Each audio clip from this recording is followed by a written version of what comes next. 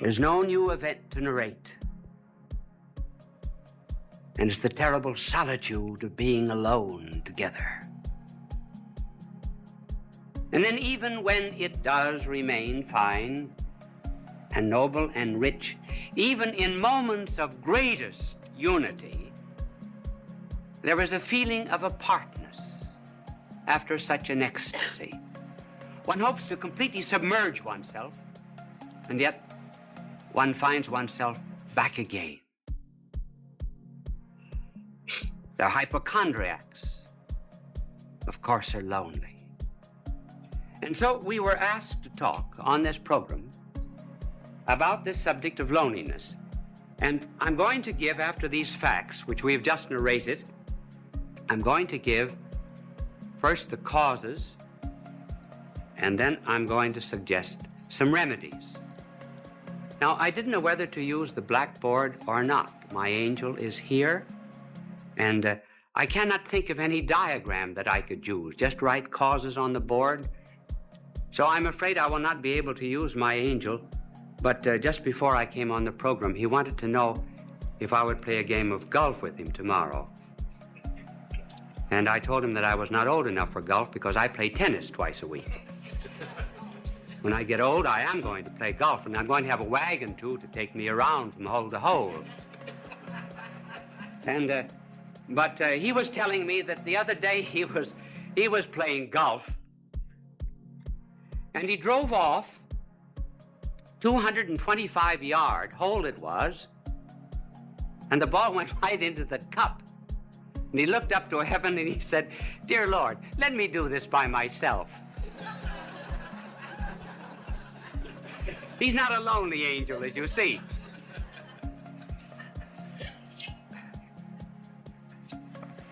Now, what are the causes of loneliness? Well, one of the causes of loneliness has to do, first of all, with the lonely people themselves. And another reason why they are lonely is because of people who are not lonely. First of all, on account of the lonely themselves. They want to be loved too much. They want to love, to be loved.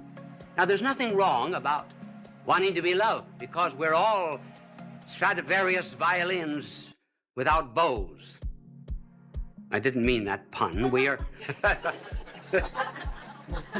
One of the difficulties of an unprepared, unscripted play.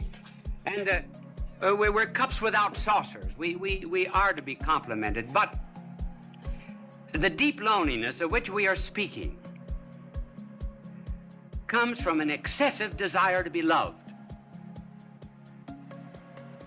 The more I want to be loved,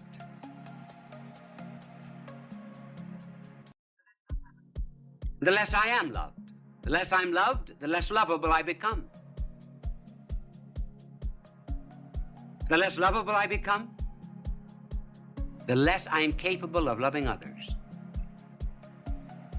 And that's how, by a desire to seek only oneself and to please oneself, one gets caught like a bird in a fowler's net. And the more one struggles to get out of this loneliness, the more one is captured by it. Just take some concrete examples of this desire to be loved. I know of a mother whose daughter was away at college. And she used to call up the daughter every night. Would keep the daughter on the phone for an hour and protested to the daughter that she was not appreciated as she should be. And because other girls in this college wanted to use the phone, she said to her mother, "Mother, I'm forbidden to use the phone anymore." One day, the superintendent had sent for her, and she was unable to answer the phone, and she told her mother, "Send someone to answer the phone for her." The mother said, "This is the end," and she refused to see her daughter again. Thus, by wanting too much to be loved without loving, one loses even the love that one seeks. And then there was a fiancée. She used to. I wonder if any of you young women in the audience ever do that. Do you know what she would do? She would write down in a book every time the boyfriend called how long he spoke. She also wrote down how often he wrote and how many words he wrote in each letter. She felt that she wasn't loved enough, so she began writing herself anonymous letters, threatening her. And she said that these letters came from a well-known author in the city. And finally, she was exposed by this man whom she blamed, and eventually the marriage was broken off. She just loved too much, loved to be loved. And then there was the wife who felt that her husband was paying no attention to her, insisted that he stay away from work. She wanted to go to a picnic, wanted to go to the beach, and he found excuses many times, and finally he lost his job. The marriage broke up. So one of the principal reasons of loneliness, therefore, is this egotism which seeks only oneself. And you can already see the cure anticipated by the mere fact that we mention this cause. But then there's another cause of loneliness, and that's on the part of the people who are not lonely. They do not bring any love to these people.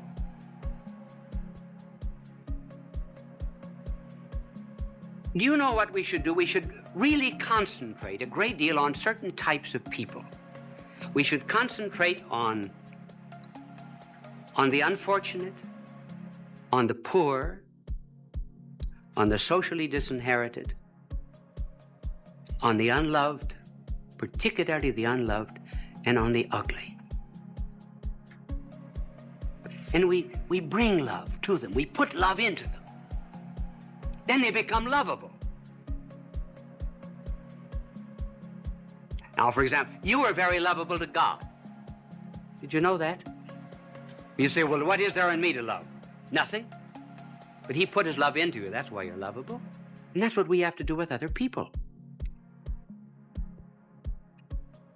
And so the loneliness of these people is increased also because the rest of us will not listen to them. Listening is a therapeutic. There was a psychologist who formulated a marriage case that involved sexual, financial, social, and legal complications. He went to 100 clergymen and 100 priests to present the story, and he carried a stopwatch with him. Do you know how long they listened? The average was 2.5 minutes. Then off-the-cuff answer. They refused to listen.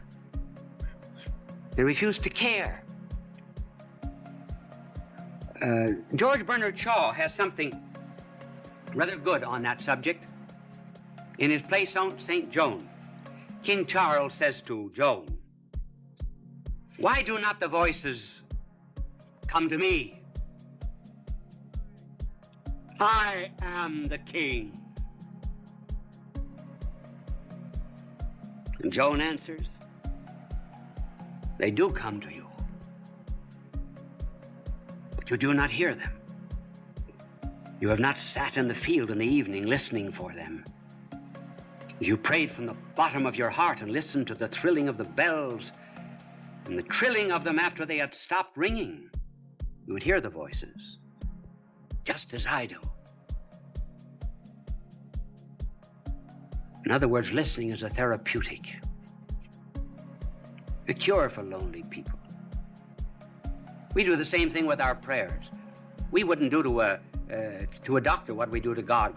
Would we go into a doctor and mumble off all of our symptoms and then say, "Bye, doctor"? Not listen. So listening on our part, refusal to listen, is one of the causes that intensifies this forsakenness. Now, what is a cure? Well, there are several cures, and we will just have time to mention one that is very important, namely caring for other people. When we're lonely, go out and serve. Then loneliness goes out through our fingertips. Our heart opens. The Chinese have a proverb, if you're without shoes, go out and find a man without any feet.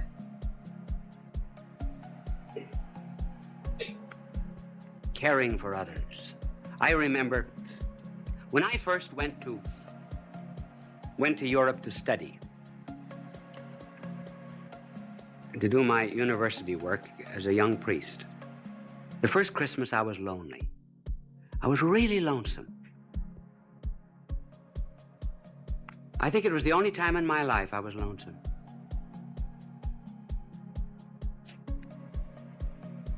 What would I do? So I went to someone in the city of Louvain and asked for a list of the worthy poor, and I went to this particular alley. It was the wrong address, actually. I got into Rat Alley. And when the door opened, there, earthen floor, was a blind father at a stove. 10 children barefooted around the stove. A ladder leading up to the second floor. One bed upstairs, bed downstairs. The children slept crosswise. I asked the family what they had. This was Christmas Eve, what they had for dinner, and she opened a bag of straw. Children had no sabots, no wooden shoes. I took care of them for 4 years while I was studying at the university. Got them jobs, rehabilitated them. I felt at times perhaps they were drawing on me. But do you know that the day that I went up for my examination as a professor at that university, that I went in at 9 o'clock to face 200 professors, I saw the whole family coming down the street. I asked them where they had been. They said, for the last 2 days, we've been at a shrine praying for you that you would pass the examination. We walked all the way back. I was never lonesome again. That's the cure. Helping the neighbor. But here's something to remember, too. We think we should not be lonely. In this age of psychiatry, there are 2 or 3 conclusions that our world has drawn which are false. One is that we should never have a tension. Certainly we have tensions. We must have them. We've got body and spirit, and they go in opposite directions. They have 2 different landing fields. Certain tensions are normal. If we didn't have them, we would be abnormal. And then we're lonesome. Sure. There's a metaphysical loneliness. Perfection is not here. This is not our home. I've got something that I want in my heart that nothing on this earth can satisfy, and nothing can satisfy you either. And we know it very well. So what's the cause of this loneliness? What are we looking for? Well, we say we're looking for God, yes. Then I know what you will answer. What does God know about loneliness? Now, that's a good question. That's a good question. What does he know about loneliness?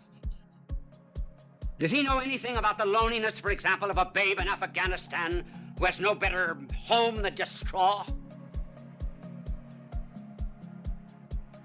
Does God know anything about the loneliness of a mother who has to gather up a child in order to escape a dictator and fly halfway across Africa?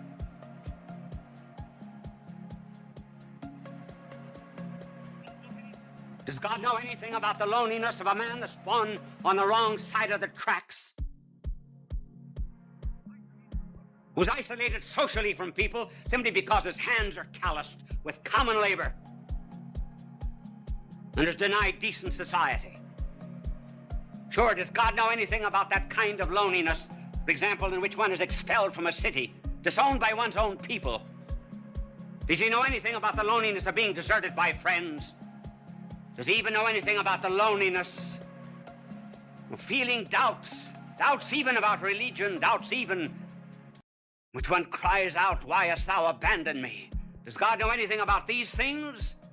Yes, those are good questions.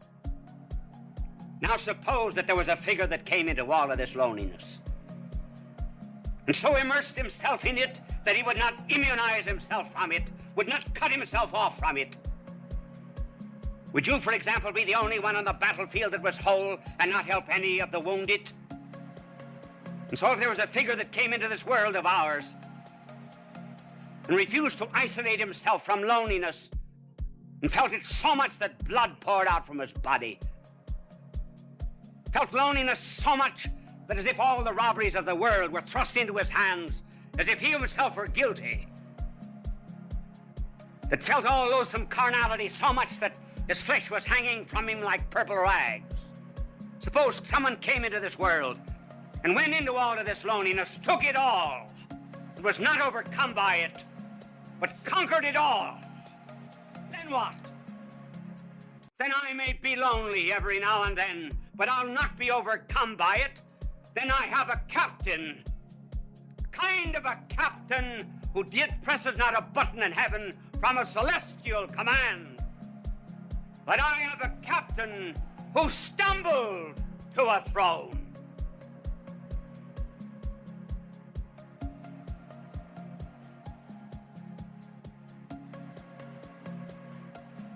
Bishop Sheen will return in a moment.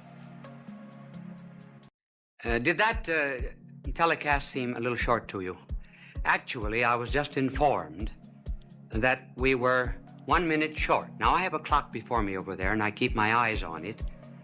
But this clock here was right. I finished 3 seconds before the time. But up in the control room, that celestial command that I just talked about, they figured it wrong by 1 minute. So they asked me if I could, instead of coming out for a very brief closing, come on and talk to you for 1.5 minutes. Now, you are put to the test. If that telecast seemed very short, you are enjoying it. We would say time passed like anything. If you were not enjoying it, it seemed very, very long. As a matter of fact, this 1.5 minutes will seem interminable to you. Now, I want to tell you, my good people, that I have to leave you now. Are you a bit lonely? I am. I'm lonely too. Bye now, and God love you. Fulton J. Sheen is indeed a man for all seasons. He walked a paced beat, allowing us to glimpse his nature and ponder its worth and to enjoy its presence. Bishop Sheen authored over 90 books. He broadcast countless radio and television programs and ministered in many parts of the world to people of every belief. As he said many times, it is not a unity of religion we plead for, but a unity of religious people. We may not be able to meet in the same pew, but we can meet on our knees. The bishop wrote 94 books, recorded countless radio shows, and appeared on hundreds of network and syndicated television programs. His legacy is... When they finally came up to the front row, where I could see them very well, I leaned over and I said to one of them, I said, "What's the idea of taking up a collection during this lecture?" He said, "To get better speakers for next year."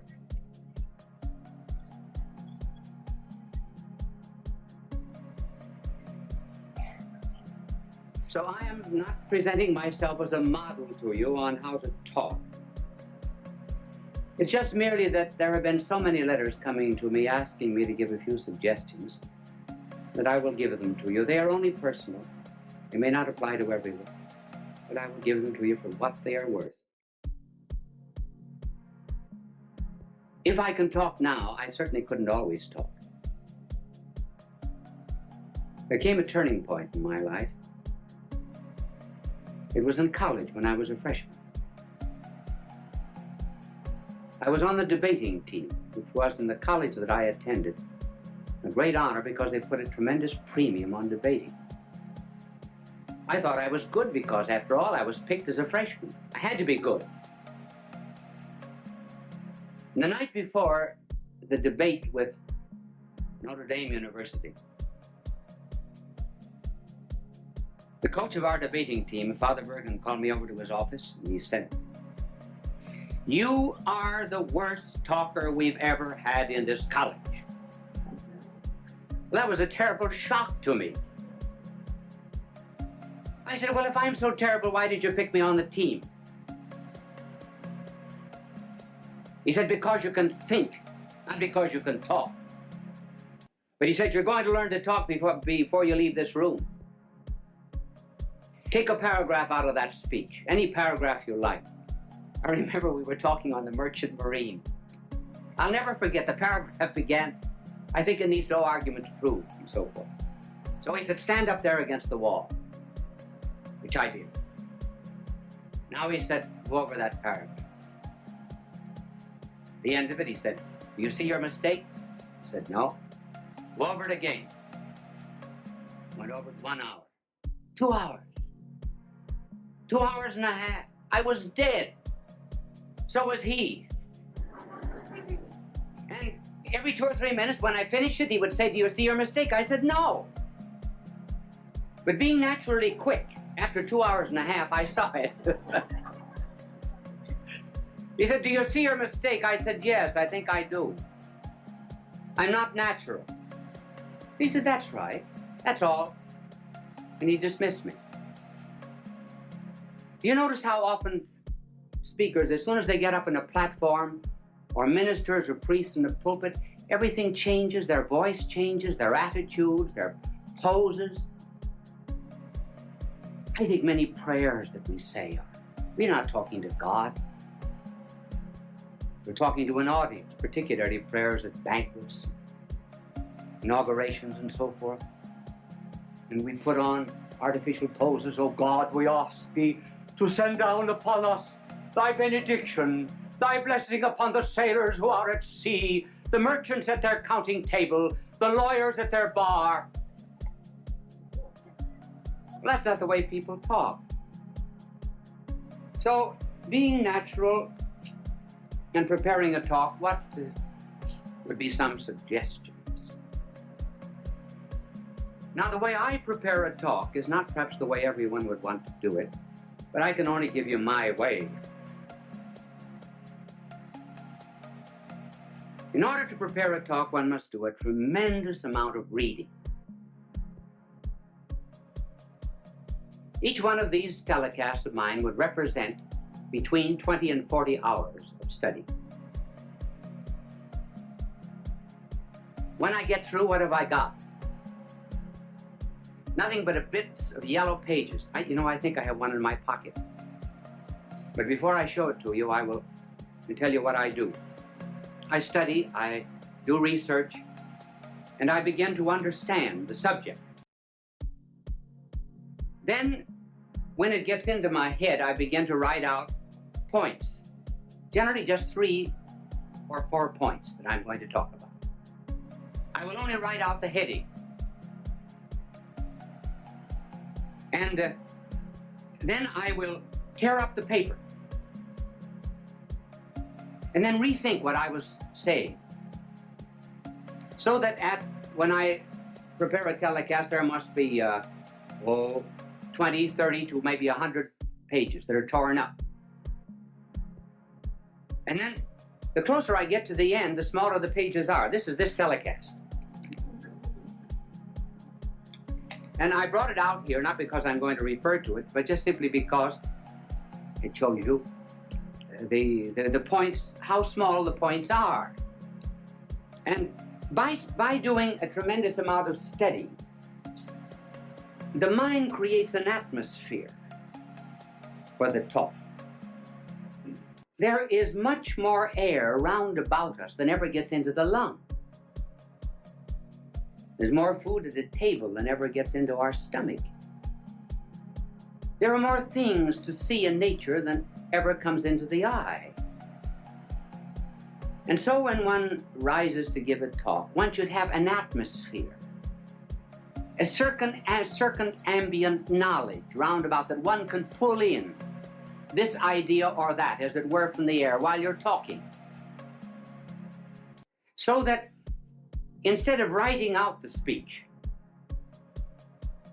word for word beforehand, and then memorizing it like this,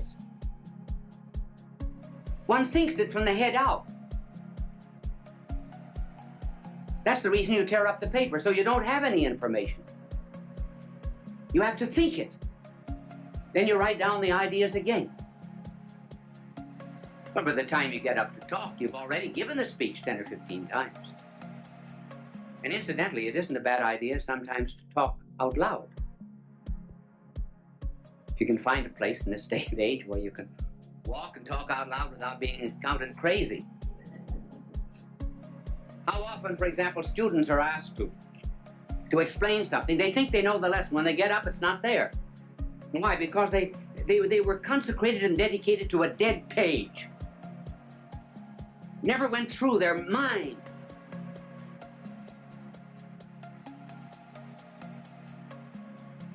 Sometimes teachers are just textbooks wired for sound. And studying is nothing but what is in print, passing from the mind of the book to the notebook of the teacher, or rather from the notebook of the teacher to the notebook of the student without passing through the mind of either. Now, this method of preparation is hard. It's very much easier to write something out and then to learn it than to do it this way. Sometimes if you do not feel well when you're giving a telecast or a lecture, thoughts do not come. You cannot always recall exactly what you had in your mind. But at any rate, there's a spontaneity. That's what people like. Even the mistakes you make. Now, one of the reasons, for example, why people like to have me draw is because everybody in the audience can draw better than I can. They feel they're far superior, and rightly so. So if I make a mistake in talking, fine. That's good. They say, I could do it just as well as that. And they can. This method, while it's harder and is a wonderful preparation for absorbing knowledge, has difficulties. One difficulty is that there are some people who give speeches who must write them out. For example, the President of the United States has to have his speeches written because every word is important. Then, too, there are some things that are not worth learning. John Barrymore, for example, would commit all the lines of Shakespeare by heart. But when he played in comedies and cheap movies and so forth, he absolutely refused to learn anything.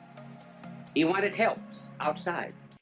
Now, that's why people on television have to have aids that are outside. I do not use any kind of aid on the outside. If I read anything, I have it written out. Now, there are two main props that are used in television. And the first prop is what is called an idiot card. An idiot card is something that is written out so that you'll not forget it. Now, just suppose I were teaching you mathematics. Now, I would be reading off this idiot card. And I would say to this vast television audience, 2 plus 2 equals 4. 2 plus 1 equals 3. 3 plus 3 equals 6. See, I don't forget it that way. Wonderful, isn't it? Now, you can Thank you for the idiot card. It was not an idiot that held it. It's only the card that's an idiot. And it's impossible for people who are constantly appearing, for example, on television, to study their lines or their commercials. And so they have to have them written out on these cards, which you can always tell. If you just look closely at anybody who's using an idiot card, this is generally the way.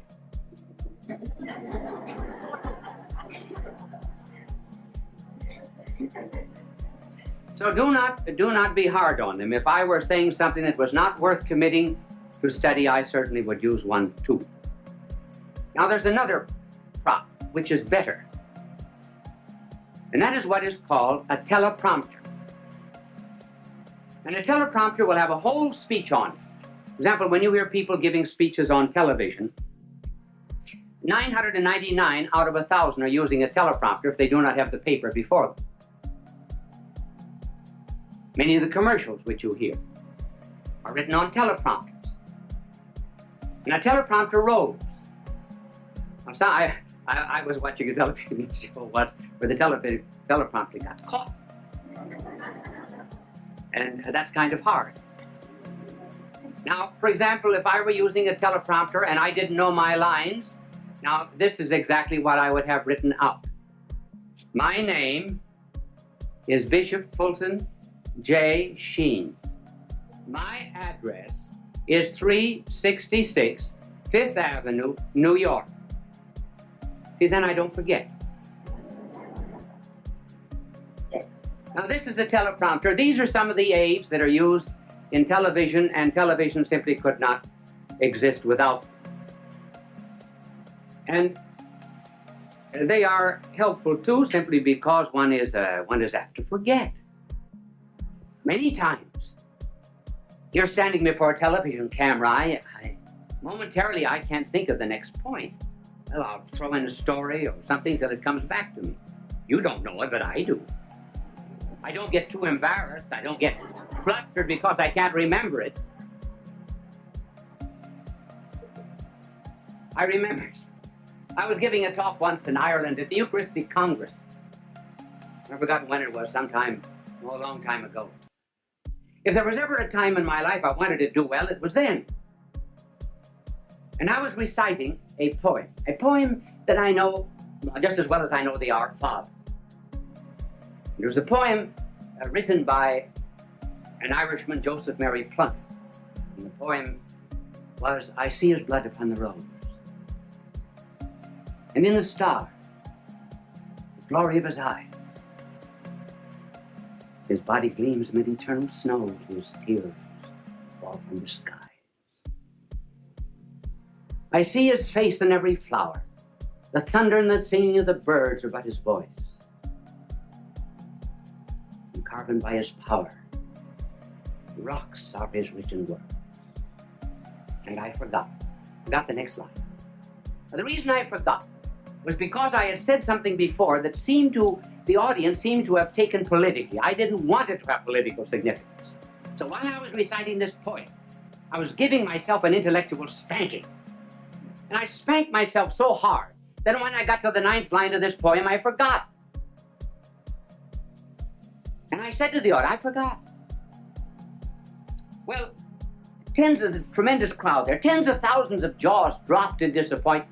And when an Irish jaw drops, it collapses.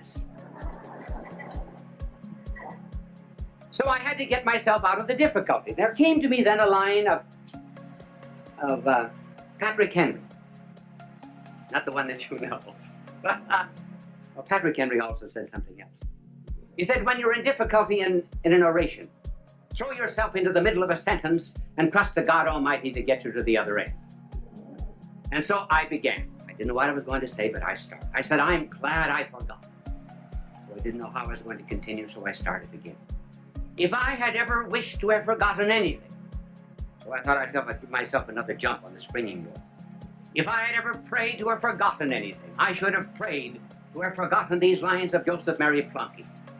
I think there's beautiful symbolism in their forgetfulness. And that symbolism is that standing on the anvil of Ireland's soil, One should be able to hammer and forge out the sparks of his own poetry and not be dependent upon a magnanimous soul like Joseph Mary Plunkett.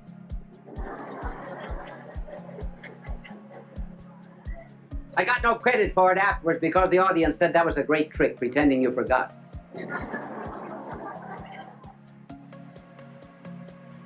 It is always well to be prepared for such unexpected moments when you do forget. And even better still, when you're at a banquet and called upon to give a talk.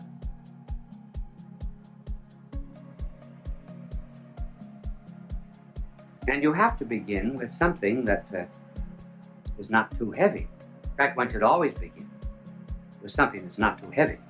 For example, you just simply cannot begin a speech by saying, ladies and gentlemen, Accipitor Frontalis, the convoluted convolution of the metaphorical Avicliarum Pelbearum. That's a little too serious. You have to start with something that's common to the audience. Now, I think the best story of all, being called upon to talk without preparation and unexpectedly, was the delightful story of G.K. Chesterton.